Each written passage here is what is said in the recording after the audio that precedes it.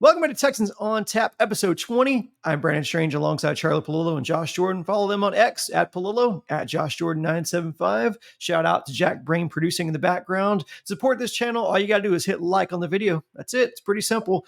Guys, here we are in year 3 of the rebuild, and the Texans find themselves at 6-4 in 6th place, firmly in the wild card hunt. And in week 12, they've got a division title likely on the line against the Jags. Trevor Lawrence and the Jags come in off a Sunday's thumping of another division rival in Tennessee, and Lawrence looks every bit as good as Build. And they do what the Texans haven't been able to do, which is put a team away pretty easily. How did the Texans try to contain Trevor Lawrence and the Jags this Sunday? Well, go watch that video of thumping them 37-17 in week 3 for starters. Of course, a lot is different about both teams, but that was the game that jump-started the Texans season.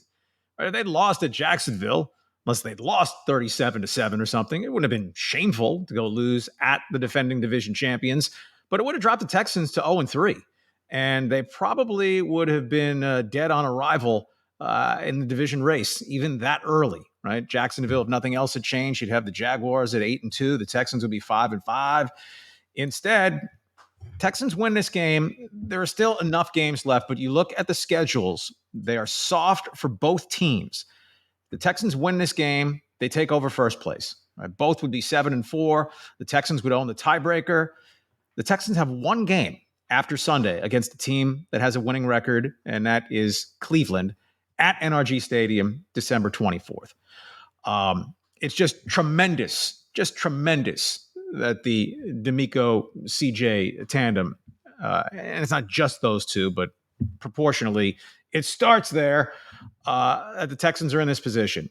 And I'm not saying I made it as a prediction back over the summer or as we fired this up at the start, but the NFL is structured for these dramatic turnarounds. The Jaguars did it last year. Last place in 2021, multiple seasons of just sucking. And then they didn't do it in Trevor Lawrence's rookie year. But when your division's kind of soft, and they were able to win it at 9-8, team goes from last place to first place in a 4-team division on average once per year now for a decade in the NFL. And the Texans are knocking loudly on the door to have that opportunity. Specifically to the game, Trevor Lawrence and C.J. Stroud are very comparable statistically. In fact, they're adjacent in QBR, which is probably better than quarterback rating as a tool to measure quarterbacks. Jacksonville's just very solid defensively, not spectacular. Solid offensively, not spectacular. They're right about 10-11 in both categories.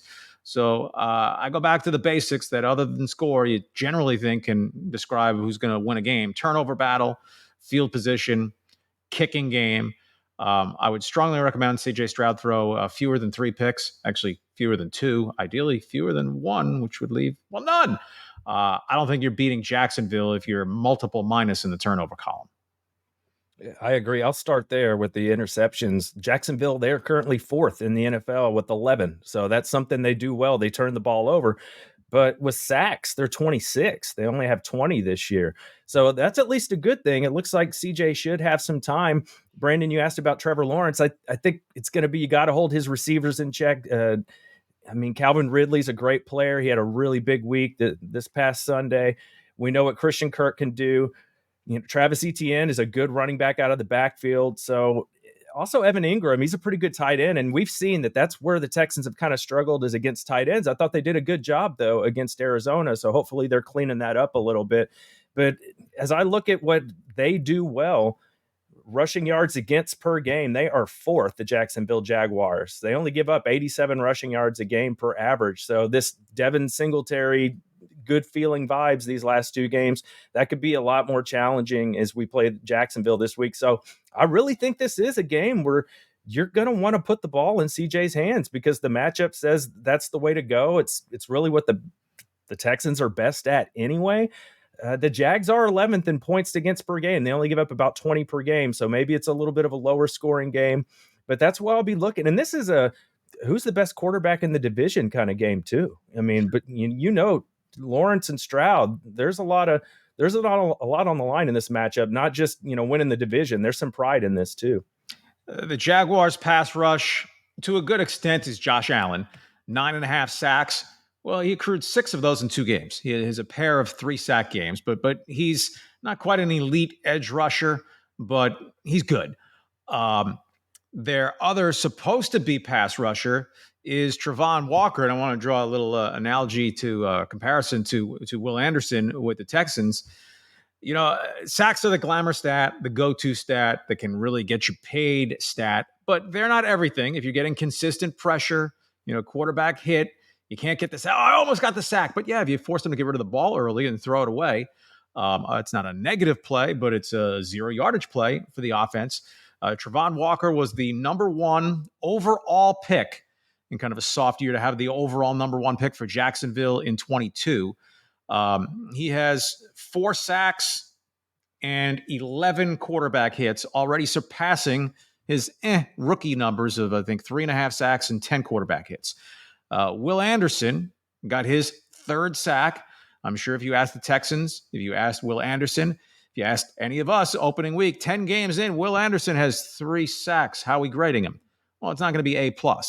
But Will Anderson has more quarterback hits and more quarterback pressures than Travon Walker does so far this season in his 2nd year with the Jaguars. So, not everyone can come in and be Lawrence Taylor, Von Miller, or Myles Garrett and be double-digit sack guy off the top, but you can make some impact. But Allen is the guy to watch in that Jaguars passing game, and C.J. Stroud needs to be very mindful of him in and outside the pocket because Allen can chase plays down. Yeah, and I would just point to the Texans split with the Jags last year, and that was before C.J. Stroud was here. But they were 2 very different games, so I'm hoping the Texans can see a performance like they did against Jacksonville earlier this year. Obviously, Jaguars 5-0 on the road until they had the Titans to knock around on Sunday. They lost 3 of their 4 home games. They're 5-0 on the road, and that includes wins at Buffalo, which maybe doesn't sound as good now as the time Jacksonville went and won there earlier in the season, and at Pittsburgh. And the Steelers' offense is an atrocity, but they are still 6-4, and that's traditionally a tough place to go win. At New Orleans, the Saints are no great shakes. Nevertheless, Jacksonville did go win at New Orleans. So the Texans trying to take over first place in the division and take down the Jaguars' undefeated road record. And in terms of further framing the division race, the Texans lose. 6 games still left for either team, but it'll be close to over because Jacksonville would have opened up a 2-game lead, and the Jaguars would then win the tiebreaker because they've already beaten the Colts twice. They get the Titans again. So if Jacksonville wins here Sunday, the Jaguars in all likelihood are going 5-1 in the division. The Texans can't match that with the early loss to the Colts, and if they were to lose Sunday to the Jaguars. So this is a massive stakes game. Perhaps on one level, some might think of it as house money that the Texans, year 1, D'Amico Ryans and a rookie quarterback, they're so far ahead of schedule.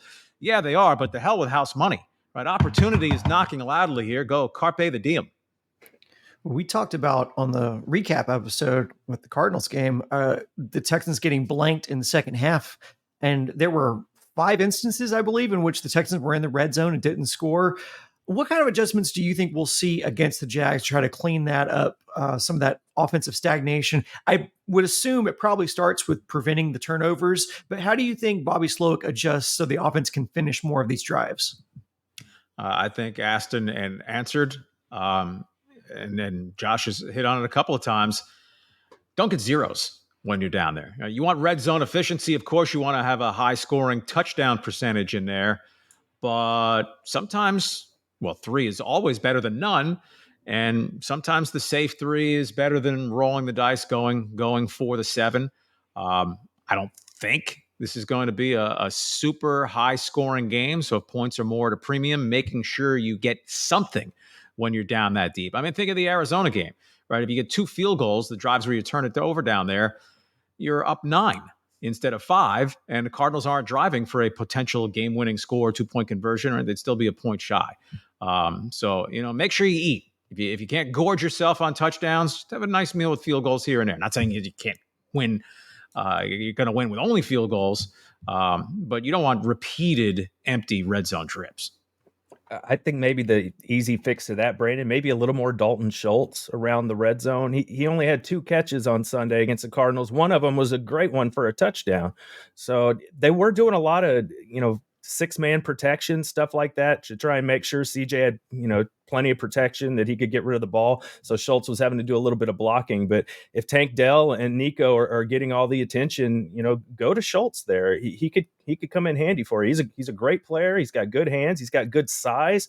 So he can kind of out physical guys. So I think that might be a mismatch to look at. And for the Texans, kind of opposite of the Astros, they're 4-1 at home. So they're sending home the fans usually pretty happy. So hopefully they can make it 5-1.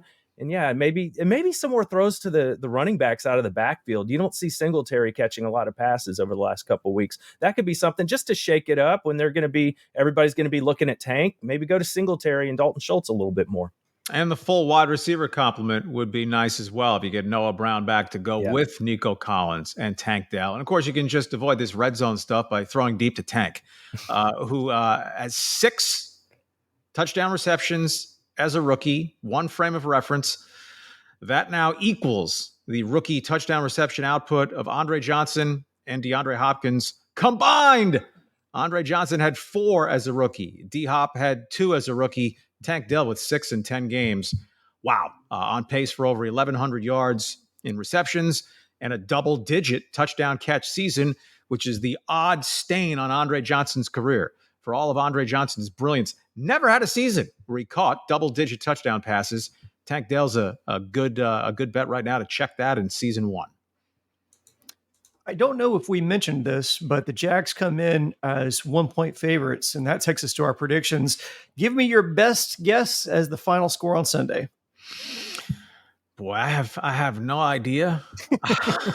It's fairly close game. I'd probably lean McManus over Amendola if it comes down to a kick. Jaguars 23, Texans 20. Oof. I'm going to go 24-21 Texans. Ooh, win by a field goal. All right, well, we'll see how that plays out. That's going to be it for episode 20 of Texans on Tap. We'll be back next week to recap this game and hopefully talk about a 4-game Texans win streak and hopefully a lock for that division title. Thanks for listening, guys. And as always, go Texans.